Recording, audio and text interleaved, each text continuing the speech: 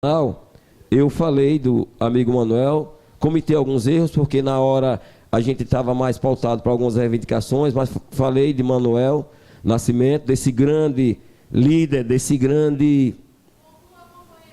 Vou concluir, obrigado, que já passou 5:46, vou concluir, Juan, o seguinte: uma das minhas reivindicações, não lembro se foi aqui, se foi na fala, no escrito, é o seguinte, é que na Nestor Sampaio, desculpa aí, na Nestor Sampaio, eu dei algumas ideias.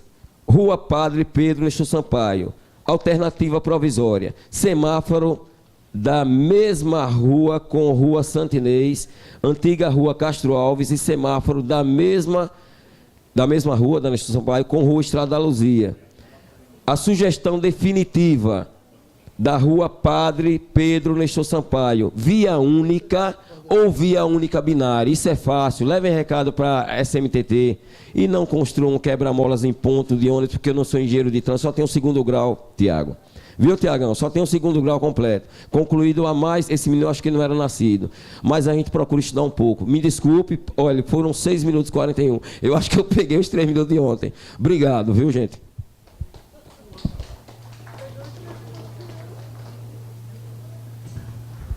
Pessoas inscritas aqui. Rinaldo falou, né? Jorge Silva.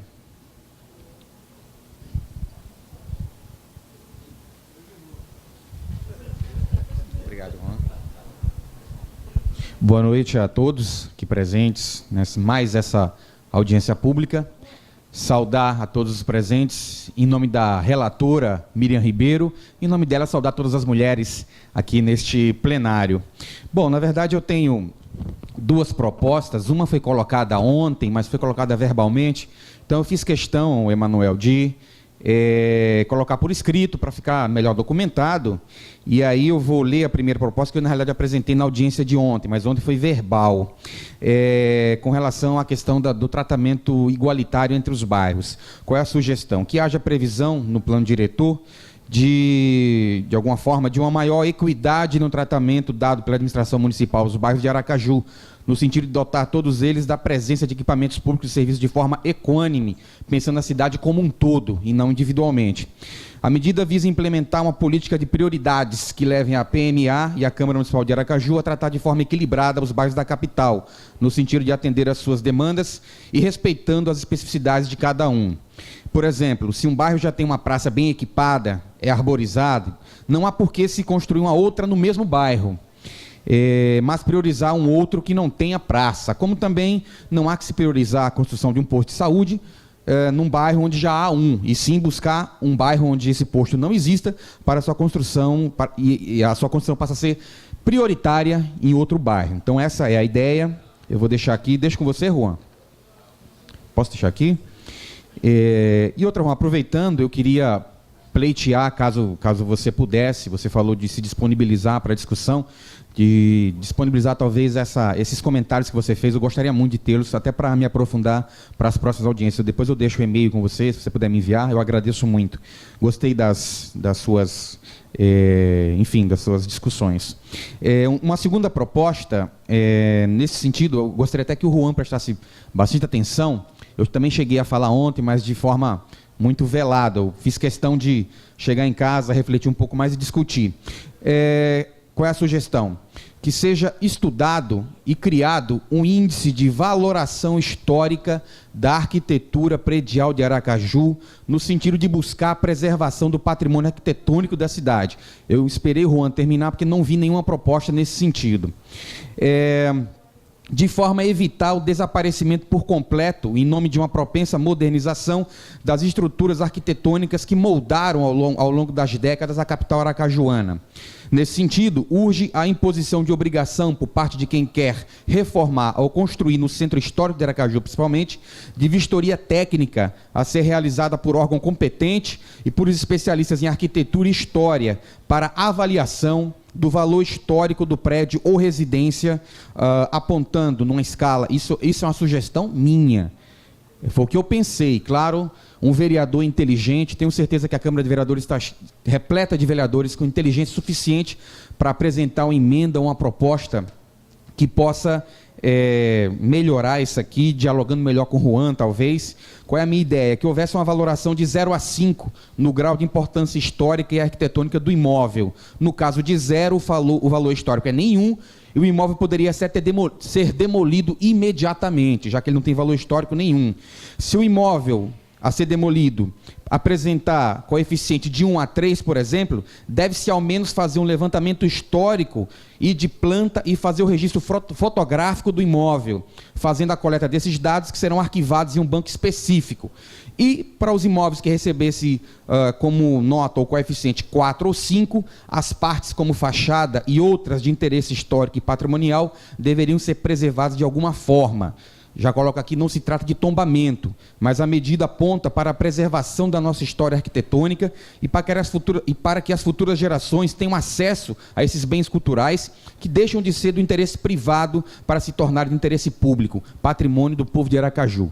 Então, de certa forma, qual é a minha preocupação? A gente teve, por exemplo, ali na Avenida Hermes Fontes, um casario antigo que foi derrubado, um ou não, 2, se eu não me engano, me corrijam, para ser construída a Caixa Econômica ali.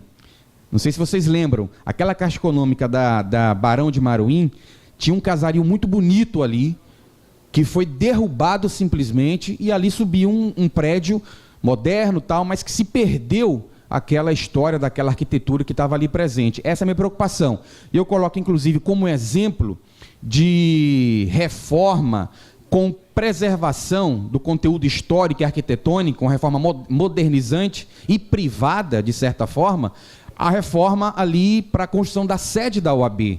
Vocês vejam que a OAB fez um prédio bonito, reconstruiu, manteve o valor histórico, a arquitetura histórica, e ainda assim colocou uma área moderna no entorno, colocou elevador moderno para acessibilidade. Enfim, é possível fazer isso?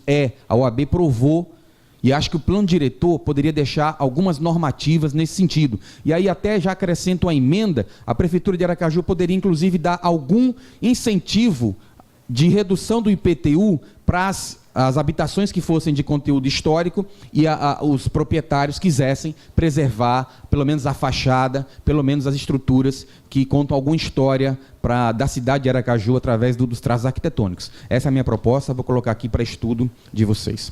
Então, obrigado, uma boa noite e vamos em frente nessa discussão.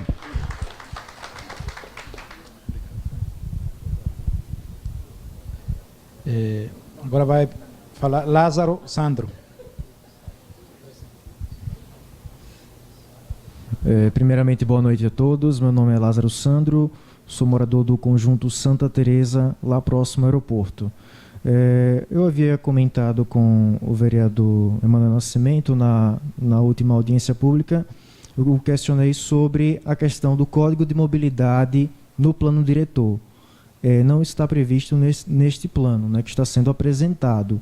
E como os responsáveis, né, como os administradores, sempre, quando é na hora de cobrar alguma coisa, eles falam, não está na lei, então não vou fazer. Então, eu gostaria que fosse adicionado ao plano diretor a exigência da apresentação do Código de Mobilidade, assim também como o prazo.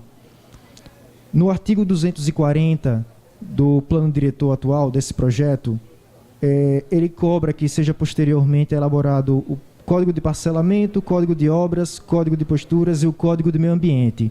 Já fiquei sabendo que esses códigos já estão feitos praticamente. Só falta ser entregue à Câmara Municipal. Se já estão feitos, então, que seja pelo menos diminuído o prazo de entrega destes códigos. O prazo, acredito que ele deve haver, até porque seria legal haver um prazo para que isso pudesse ser entregue. Mas, principalmente, que fosse colocado como necessário o Código de Mobilidade, algo a ser incrementado no plano diretor. Essa é uma proposta que eu acho muito interessante. Afinal de contas, em todas as audiências públicas, todos os moradores reclamaram do trânsito, da questão de mobilidade, de transporte público. Obrigado, boa noite. Ailton Neri, por favor.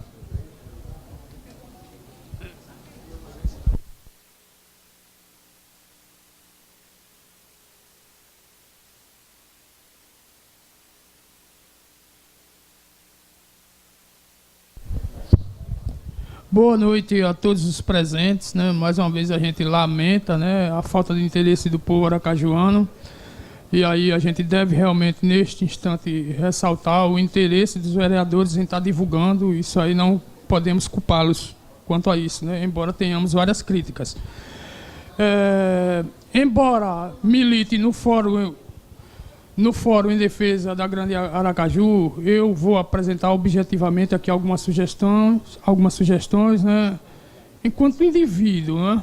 Morador do Conjunto Santa Lúcia. E lamentar também a falta de interesse das lideranças comunitárias do meu bairro, ao contrário de alguns outros bairros onde algumas lideranças se apresentam nas diversas audiências. E aqui eu vou apresentar logo, objetivamente, algumas sugestões, né? Mas ressaltando que logo o Fórum em Defesa da Grande Aracaju estará apresentando um conjunto de emendas já resultado do estudo que fizemos, né? Aqueles que entregam o Fórum em Defesa da Grande Aracaju. Então vamos lá. Elenquei aqui alguns itens mais direcionados ao bairro que resido, à região que resido, né? Que envolve Santa Lúcia, JK, Santa Lúcia, Sol Nascente. Vamos lá. Execução de obras de preservação das margens do rio Puxim, infraestrutura, saneamento, e de implantação de equipamentos de recreação e lazer em seus entornos, entre os bairros Jabotiana, São Conrado e Inácio Barbosa. 2. Reforma do sistema de esgotamento sanitário do Conjunto de Santa Lúcia, com vistas a garantir a preservação ambiental do riacho que corta o referido aglomerado urbano. Mais precisamente é a Avenida Coronel Cisino da Rocha. 3. Duplicação da via elevada sobre o rio Puxim, que une os conjuntos JK, Sol Nascente e Santa Lúcia. Ampliação da via de pedestre e construção de ciclovia. 4. Construção de mercado setorial no Conjunto Santa Lúcia, a fim de atender a crescente demanda pelo aumento exponencial da população.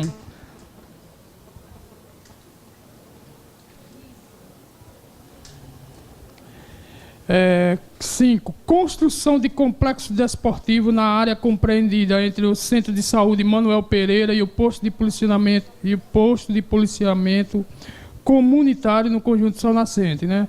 Na verdade, hoje já existe um espaço que foi um campo de futebol e que está lá abandonado e que me parece que é de propriedade do Centro de Saúde, né? Uma parte foi desapropriada, inclusive, para a construção do Centro de Saúde. 6. Aí, talvez a mais polêmica, desapropriação da área entre os bairros Jabotiana, Luzia, Inácio Barbosa e São Conrado, destinando-a para parque de preservação ambiental, especialmente a flora e a fauna, além da ligação da Avenida Rio de Janeiro ao Conjunto Orlando Dantas, né? Essa área verde que existe, né? Onde há riachos, canais, lagos, né? Parece-me que é uma área já de propriedade privada. Eu acho que o interesse maior deve ser o interesse público, o interesse da população. 7. Elaboração de plano de recuperação e navegabilidade do rio Puxim. 8. Construção de creche para atender os moradores do Aloque, Largo da Aparecida e núcleos habitacionais do bairro Jabotiana. 9. Construção de novas vias de acesso ao Conjunto de Santa Lúcia e entorno, nas proximidades dos empreendimentos do PAR, no norte do bairro, né? Seriam vias de ligação a partir aqui das imediações da Faculdade Pio X, né? Até o outro lado, onde se uniria ali aquelas imediações onde tem aqueles projetos de arrendamento residencial. Seriam estas algumas das minhas sugestões para o plano diretor de Aracaju. Eu gostaria, desculpe, de mais uma vez fazer aqui uma crítica, não no caso aos vereadores, que eu acredito que tem feito o seu papel. mas é certa omissão do Poder Executivo, né? E aqui eu gostaria de fazer, mais uma vez, uma crítica. Se ainda existe, eu digo até assim, se ainda existe Secretaria de Orçamento Participativo. Lembro-me bem, eu cheguei a atuar na gestão do governo Deda, né, enquanto prefeito de Aracaju, ainda sim houve uma certa efetividade. Mas na gestão do prefeito Edivaldo Nogueira, lamento a omissão total da Secretaria de Orçamento Participativo. É inadmissível a ausência. Eu já fui para várias audiências e eu não vi a presença aqui de ninguém ligado à Secretaria de Orçamento Participativo. Eu vi aqui o secretário de Planejamento em diversos momentos, vice-secretário de Educação, vice-secretário de Saúde, aliás, o secretário de Saúde não, mas um representante esteve. Mas a Secretaria de Orçamento Participativo, se alguém puder responder aqui, sei lá, a liderança do governo não está aqui não, o vereador Danilo Segunda, por favor, ainda existe Secretaria de Orçamento Participativo em Aracaju, lamento muito, mais uma vez, a omissão e a ausência dessa secretaria nestas audiências públicas.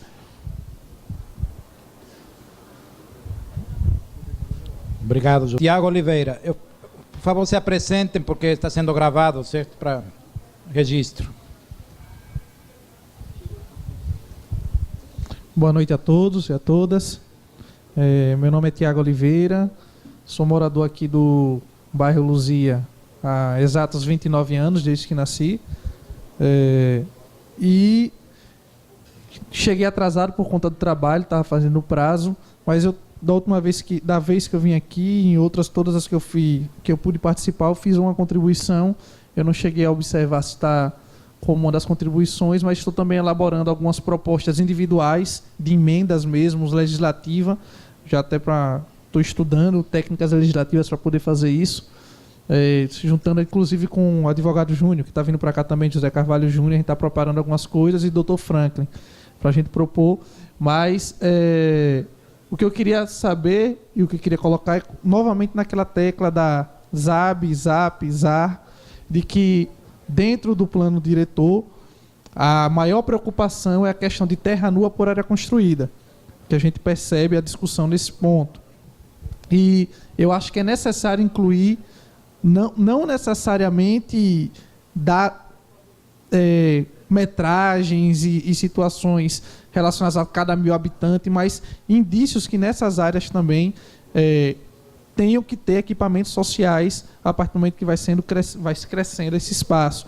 Como não só equipamentos sociais, como CRAs, CREAS, postos de saúde, escolas, creches, como também espaços reservados a comércio e ali tem que ter uma farmácia, tem que ter um supermercado, tem que ter uma mercearia, tem que ter uma padaria, porque isso ajuda inclusivamente no deslocamento, né? Na mobilidade da cidade, porque a pessoa, em vez de pegar um carro para sair de um canto para o outro, para poder efetuar essa compra, ajuda muito nessa questão da mobilidade. Eu não sei se ficou relacionado aí. E ainda para complementar o meu raciocínio, aquela questão também que tem um artigo, salvo engano, estou vindo atrasado, estou me agoniado, mas tem um artigo no plano diretor que ele inviabiliza a questão do IPTU progressivo, quando diz que vai ter que ter uma nova legislação, vai ter que ser regulamentado. Eu acho que já foi feita a proposta, eu acredito que foi na audiência pública que aconteceu lá em Epifânio Dória, da gente fazer a alteração desse artigo, não sei se já foi colocado também pronto, e do Franklin, exato, que a gente possa também bater nessa tecla para que a gente possa acabar com as especulações imobiliárias. E aí, eu dando um exemplo só da ideia de se ter equipamentos públicos, por exemplo, aqui, no bairro onde eu nasci, a gente tem ali o Parque Diamante, né, um conjunto de prédios ali. Tem uma praça que é enorme ali, que aquela praça praticamente está abandonada, onde poderia ser um equipamento público, onde a gente pudesse ter uma convivência familiar, comunitária, bem razoável naquele espaço, já aí batendo também um pouco a proposta que George disse. Enquanto contrapartida, tem alguns bairros que tem 2, 3, 4 praças e tem espaços onde a gente não tem colocação. No Ponto Novo, diga aí. No Ponto Novo, exato. Porque é do canal para lá, Ponto Novo, que é onde eu estou morando agora. Estou morando aqui no Ponto Novo, no Lebo Levar. Saí do Luzia para o Ponto Novo. Então, acho que são essas propostas. Nós vou estar fazendo o trabalho de redigir. Acho que é a 7ª, 8ª que eu estou vindo, mas vou vir para mais. Obrigado. Obrigado, Tiago. Só queria esclarecer ao próprio Tiago. Veja só, a proposta de retirar aquela exigência de lei específica para estabelecer prazo, certo? Foi feita lá na 13 de julho, na primeira rodada. Ontem eu não tive condição de ir, mas enviei um resumo e lá estava explicado. Veja só, eu até concordei no dia, né? Mas acontece que o próprio Estatuto da Cidade, eu não lembro agora o artigo, está na apresentação de ontem, ele estabelece a necessidade de uma lei específica para essa questão. O plano diretor pode conceituar tudo. O que é subutilizado, certo? Pode utilizar prazos mínimos que o Estatuto já estabelece, mas a regulamentação mesmo tem que ser lei específica. E ele se remete à Constituição, e o motivo é basicamente o seguinte: todo assunto que mexe com tributo, cria ou altera tributos, tem que ter lei específica municipal. Isso, infelizmente, não tem como ser evitado. Agora, espera-se que se faça essa lei e que o instrumento, de fato, se aplique, né? O próximo na lista, Gilvanete do Alok.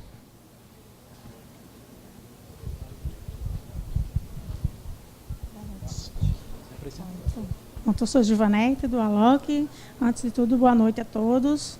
Bom, nossas sugestões com relação ao Alok é que lá a gente possa discutir a questão da ocupação do solo, pois as ruas lá são todas irregulares, lá a gente não tem saneamento básico, e também a regularização documental dos terrenos, pois lá nós não temos escrituras dos nossos terrenos dentro das casas, temos apenas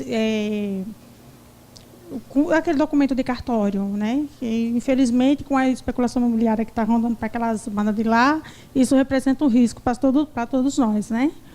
Pronto, a outra nossa sugestão lá é... Pronto, já falei.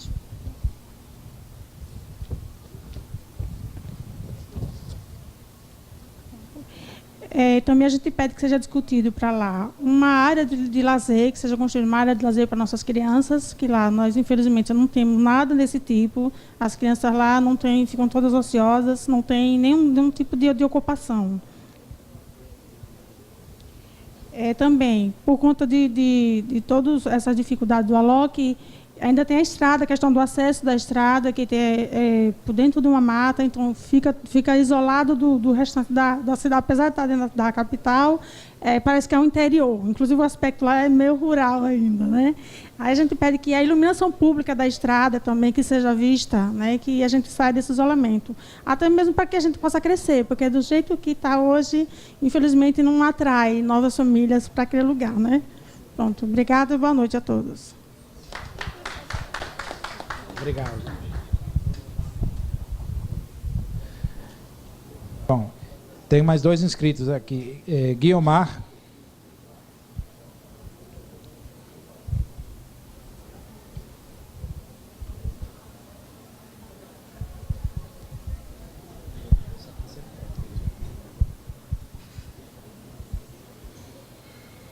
Senhoras e senhores, vereadores, presidente da Câmara, Emanuel Nascimento, vice-presidente da CONAN Mulher, Terezinha, colegas da CONAN, Rinaldo, boa noite.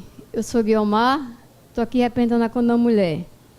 Bom, nós temos aqui 24 propostas que discutimos com a FEX, Federação das Entidades Comunitárias de Sergipe, e algumas com a CONAN, mas eu não vou ler todas elas para não tomar o tempo de vocês.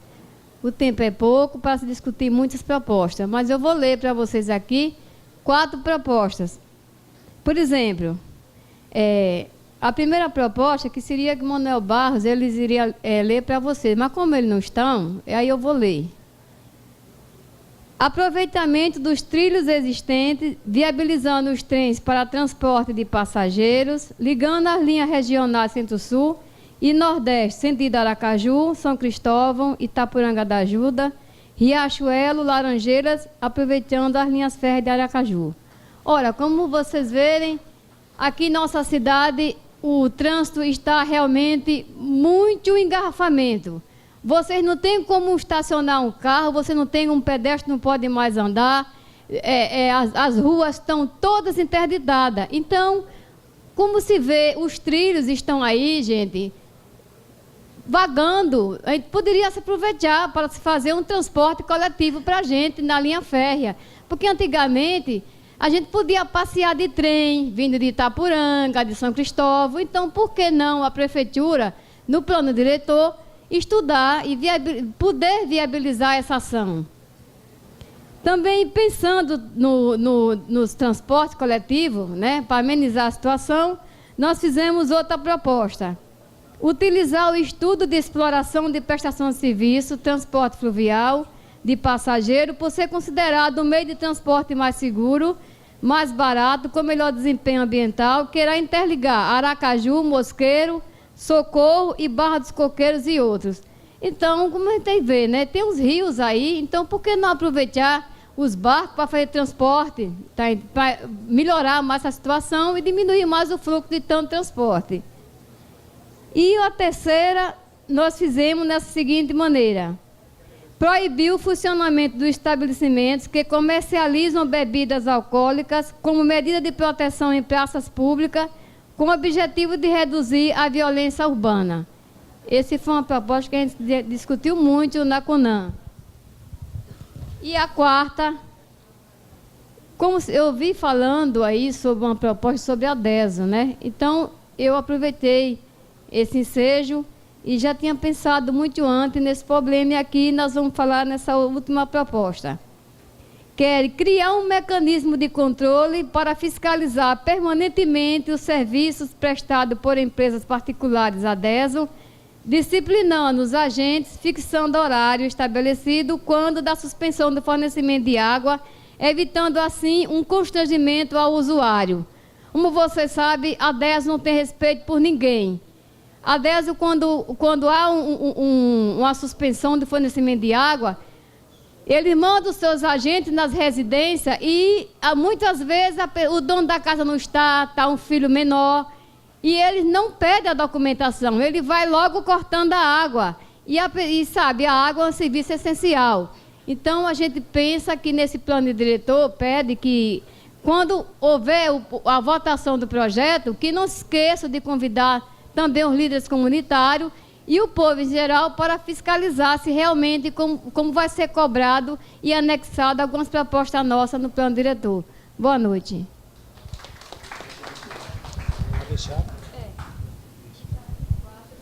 Proposta, entendeu? Aí vocês veem. Obrigado, Guilmar. O último inscrito é Cláudio Santos. Então, não tem mais inscritos, né? Bom, depois tem Gabriel, então.